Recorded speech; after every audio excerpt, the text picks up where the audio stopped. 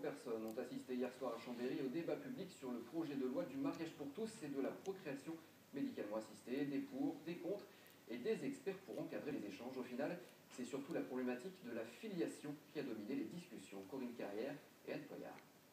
Il faut être homme et femme pour se marier. Pourquoi? Parce que c'est une institution qui fonde la filiation humaine et qui est juridiquement inscrite ainsi dans le Code civil français. Au cœur du débat, le problème de la filiation. Le projet de loi du mariage pour tous ouvre le mariage aux homosexuels et leur donne droit à l'adoption. Les opposants dénoncent dans ce projet le changement de l'état civil pour toutes les familles, où l'appellation père et mère sera remplacée par le terme générique parent.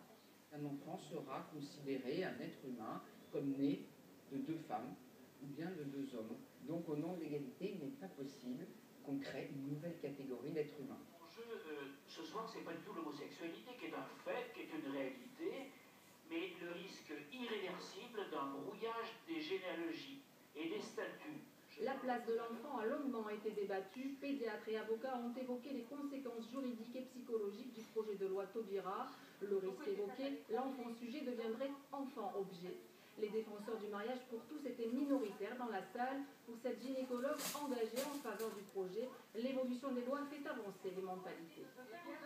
Je ne crois pas du tout à l'effondrement de la société ni aux risques qu'on nous annonce, mais je redis qu'on nous a annoncé exactement les mêmes catastrophes et que je trouve quand même assez amusant que la plupart des gens qui sont là étaient certainement totalement contre le Pacs et que maintenant ils en sont les défenseurs les plus émérites, et ça c'est quand même rigolo. Dans ce débat, pas le temps d'évoquer la procréation médicale assistée. En revanche, le public a pu échanger avec les intervenants. À noter la présence de deux députés de Savoie et Haute-Savoie opposés au projet de loi, Dominique Dore et Lionel Tardy.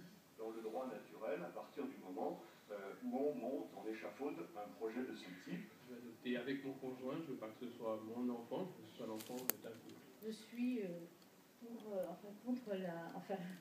moi je vais aller au 13 janvier à Paris, voilà. Une manifestation nationale contre le mariage et l'adoption pour tous. Les défenseurs du projet défileront eux aussi le 27 janvier prochain. Ça y est, la grille